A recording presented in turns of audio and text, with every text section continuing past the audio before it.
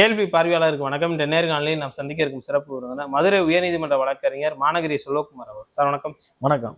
2026 தேர்தல் திருப்பரங்குன்றம் தொகுதி என்பது தற்போது கவனத்தை ஈர்த்து இருக்கிறது. முக்கியமா பார்த்தோம்னா தொடர்ந்து 3 முறை அந்த தொகுதியினுடைய அமைச்சராகவும் சட்டமன்ற உறுப்பினராகவும் ஆர்பி உதயகுமார் அவர்கள் இருந்து கொண்டிருக்காங்க. இதை 3வது முறையாக மணிமாறன் அவர்கள் அவரை எதிர்த்து களமாடுறாங்க. 2 முறை தோல்வியை தழுவியிருந்தாலும் இந்த தேர்தல் எப்படி அமைய போகிற மாதிரி பல்வேறு கேள்விகள் கூட எழும தொடங்கி இருக்கிறது. அதாவது பழைய ஃபார்முலாஸ் தெரியும். திருமங்கலத்திற்கென்றே ஒரு ஃபார்முலா இருக்கு அப்படின்ற மாதிரி பல்வேறு ஃபார்முலா கூட சொல்லுவாங்க. அப்படி ஃபார்முலாவுக்கு பேர் போன திருமங்கலம் தொகுதியை நீங்க எப்படி பாக்குறீங்க? இப்ப திருமங்கலம் தொகுதியோட வேட்பாளர் ஆர்பி உதயகுமார் அவர் பாத்தீங்கன்னாக்க அந்த பகுதியை சாராதவர். அந்த பகுதியில் இருக்கக்கூடிய ஒரு ஒரு கரிஸ்மாட்டிக் லீடர், அதாவது ஒரு குறிப்பிட்டு சொல்லுவாங்க, சமூகம் சார்ந்த ஒரு தலைவர்களோ ஒரு தலைவர்களோ இல்லாத தேர்ந்தெடுத்து ரொம்பவும் நுணுக்கமான முறையில் தேர்ந்தெடுத்து அந்த தொகுதியை கைப்பற்றி வச்சிருக்காரு. அவருடைய சொந்த ஊர் பார்த்தீங்கன்னா சாத்தூர். அவர் கல்யாணம் பண்ணதுக்கு ஈழத்தூவல். அவர் மதுரைக்கு வர்றாரு. மதுரையில் அவர் பார்த்தீங்கன்னாக்க அவர் எப்படி அரசியலுக்கு வர்றாரு, யார் மூலமாக போனார், செருவு போடாமல் போய் என்னென்ன பண்ணாருலாம் அதெல்லாம் சொல்ல வேண்டிய அவசியம் இல்லை. ஆனால் அவரை போன்ற ஆட்கள் அரசியலில் நீடிக்கிறது பார்த்தீங்கன்னா இந்த பொது சமூகத்துக்கு மிகப்பெரிய கேடு விளைவிக்கும். ஏன் சார்? அவருக்குன்னு ஒரு கொள்கை இருக்கா, கோட்பாடு இருக்கா? அதை விட அவரோட சுயசாதிக்கு விசுவாசமா இருந்திருக்காரா? அவரை ஏற்றி விட்டு அவரை யார் மூலமா வந்தார்? வெங்கடேஷ் மூலமா வந்தாரு. சசிகலா குடும்பத்தின் மூலமா தான் வந்தாரு. முதல்ல அந்த குடும்பத்துக்கு விசுவாசம் இருந்தாரா? அப்புறம் எப்படி சுயசாதிக்கு பாத்தீங்கன்னா விசுவாசமா இருப்பாரு? ஏன் அவர் மேல அப்படி சொல்றேன்னாக்க, அங்க பாத்தீங்கன்னா திருமங்கலம் தொகுதியை பொறுத்த வரைக்கும் முக்குளத்தூர் சமூகத்துல மறவர் கம்மி தான். இவர் பாத்தீங்கன்னா கிளை இல்லாத மறவர். யாரு இவரு? இந்த சேரப்பட்டி முத்தையெல்லாம் கிளை இல்லாத மறவர். இவரை பாத்தீங்கன்னாக்க இந்த கொண்டைய கூட்டத்து மறவரை உங்களை ரெகனைஸே பண்ண மாட்டாங்க. ஓபிஎஸ்லாம் அந்த கிளை இல்லாத மறவர் தான். இந்த நபர் என்ன பண்றாரு, இந்த தொகுதியில பார்த்தீங்கன்னாக்க பிரமல கலர் இருக்காங்க, அகமுடையார் இருக்காங்க, அகமுடையார் வாக்கு இருக்கு. அது போக ரெட்டியார், நாய்க்கர் இருக்காங்க. அங்க பட்டியல் சமூகத்தை சேர்ந்த தேவேந்திர வேளாளர் இருக்காங்க. அதுபோக பறையர்கள், அருந்ததிகள் எல்லாருமே இருக்காங்க. இருந்தும் இவர் அந்த தொகுதியில் வெற்றிடத்தை எவ்வளவு தந்திரமா தக்க வச்சுக்கிட்டு இன்னைக்கு தொடர்ந்து பாத்தீங்கன்னாக்கா இந்த தொகுதியை தக்க வைக்கணும்னு சொல்லி அந்த தொகுதியை தொடர்ந்து போட்டிட்டு இருக்காரு. இவரு பாருங்க, அவரு வெளிப்படையாவே சாதியை அடையாளப்படுத்துறாரு தானே. ஆனா அந்த சாதிக்கு விசுவாசமா இருந்ததே கிடையாது. எனக்கு எப்ப பாத்தீங்கன்னா இவர் முடியும் முரண்பட்ட கருத்துனாக்கா, இந்த நம்ம விமான நிலைய பேர் வைக்கிற சம்பந்தமாக அவர் பாத்தீங்கன்னாக்க வாக்குறுதி கொடுத்தா பாருங்க. அதுக்கு முன்னாடி வரைக்கும் அவர் பாத்தீங்கன்னாக்க அவரு என்னமோ அவரு ஒரு புனிதர் மாதிரியும் ஒரு பொது சமூகவாதி மாதிரியும் தன்னை அரசியலை காட்டிக்கிட்டு இன்னைக்கு யாருக்குமே விசுவாசம் இல்லாம இன்னைக்கு எடப்பாடி ஏமாத்திக்கிட்டு இன்னைக்கு இந்த இந்த தேர்தலில் கண்டிப்பா என்னைய அதாவது என் போன்றோரோட பொதுமக்களோட பொது கருத்தா இருந்தாக்க என்னோட கேட்டீங்கன்னாக்க அதிமுகல தோற்கடிக்கப்படுகிற முதல் நபர் யாரா இருந்தாக்க உதயகுமாரா தான் இருக்கணும். அவரையும் தோற்கடிக்க பிடிக்கணும். அதாவது நான் இன்னாருன்னு அடையாளப்படுத்தல நம்பலாம். நான் அப்படிலாம் இல்லைன்னு சொல்லிட்டு அவன் சாதியா இருக்கான் பாருங்க. ரொம்ப ரொம்ப பாத்தீங்கன்னாக்க ஒரு அவன் சுயசாதிக்கே விசுவாசம் இல்லாதவன் பொது சாதிக்கு விசுவாசமா இருக்க மாட்டான். இன்னைக்கு அந்த ஆளோட இருப்பு எங்க இருந்தா, எப்படி வந்தா, என்னன்ற விவரம்லாம் எல்லாருக்குமே தெரியும். ஆனா அவன் பேசுற பேச்சு பாத்தீங்கன்னாக்க ஒரு நடைமுறைக்கு ஒத்து வராதது. அங்க பூராமே அதான் சொல்லல, திருமங்கலத்துல சரியான போட்டியிடக்கூடிய தலைவர்கள் இல்லாததுனால அதை தேர்ந்தெடுத்து பிடிச்சி வச்சுக்கிட்டு அந்த ஆள் போட்டிட்டு இல்லைங்க சார். இருந்தாலும் அவர் எளிய பேச்சு, மக்கள் மத்தியில இயல்பான அணுகுமுறை, காலெல்லாம் விழுகிறாரு. நீங்களாம் என்னோட அம்மா மாதிரின்ற மாதிரியான பல்வேறு கேள்விகள் பூரா ஏமாற்று வேலைங்க. ஏமாற்று வேலை போட்டா பாருங்க. குன்னத்தூர்ல பல ஒரு ஏக்கரை போட்டுட்டு ஜெயலலிதா கோவிலை கட்டி வச்சுக்கிட்டு இன்னைக்கு அந்த தொகுதியை தக்க வச்சுக்கிட்டு காலம் பூராமே இது பண்றது. அதான் சமூகம் சார்ந்து ஒரு ஆள் பாத்தீங்கன்னா அதாவது தந்திரமான வேலை. இன்னைக்கு எடப்பாடியை பிடிச்சி தொங்கிக்கிடுவேன். அந்த ஆளோட அரசியல் வாழ்க்கை எடுத்தீங்கன்னா எங்க இருந்து வந்தேன், எப்படி வந்தேனாக்கா அதெல்லாம் வெக்கக்கேடான செயல். அதை அவனுக்கு ஏற்றுக்கொள்ளும். அப்படிப்பட்ட நபர்கள் பாத்தீங்கன்னாக்கா அரசியல் இருந்து அப்புறப்படுத்த வேண்டிய நபர்கள். அதெல்லாம் நம்ம அந்த நடிப்புல வலுவா இல்லைன்னு நினைக்கிறீங்களா? மணிமாறன் அவருக்கு ஏற்ற சரியான கேண்டிடேட். அவர் சரியா இருந்தா இவரையே வர்றாருங்க. அதை தேர்ந்தெடுத்தானே போறாரு. உங்களுக்கு சரியான ஒரு போட்டியிடக்கூடிய நபராக இருக்கும்போது இப்ப ஏற்கனவே மணிமாறன் தோத்ததுக்கு அப்புறம் அதுக்கப்புறம் பாத்தீங்கன்னாக்க வேற ஆட்கள் திரும்ப திராவிட கட்சியில இல்லையா, திராவிட முன்னேற்ற கழகத்துல இல்லையா?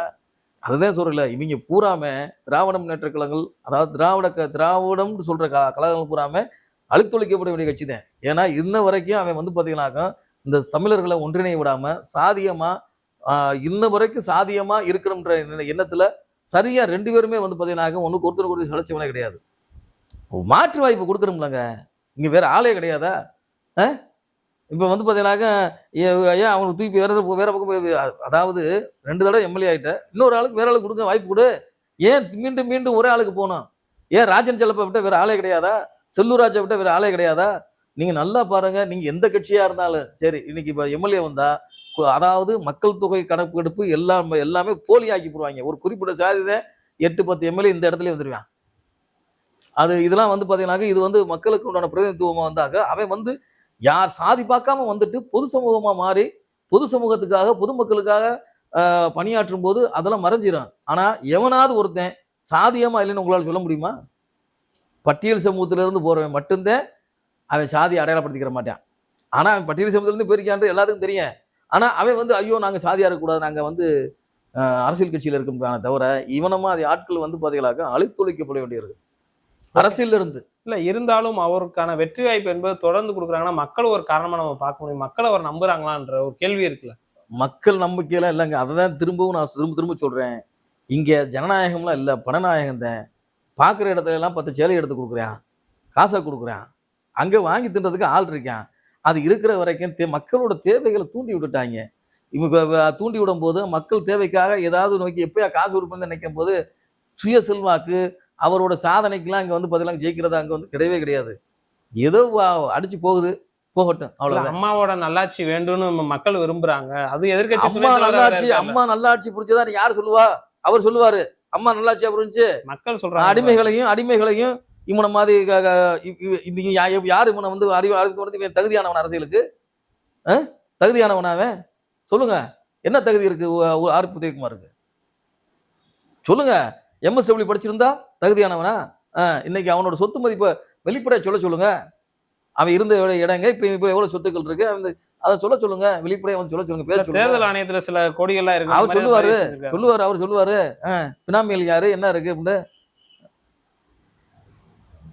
அப்ப அப்படிப்பட்ட ஆட்கள்லாம் வந்து பாத்தீங்கன்னாக்க அதான் மக்களோட தலையெழுத்து, வேற வழி கிடையாது. இன்னைக்கு இந்த தேர்தல் முறையை வந்து தமிழகத்துல மாற்றி அமைச்சிட்டாங்க. ஒரு கேரளம் போலவே மற்ற விஷயங்கள் போய் படித்தவங்க யாருமே இங்க ஓட்டு போடுறதுக்கு வாய்ப்பு இல்லை.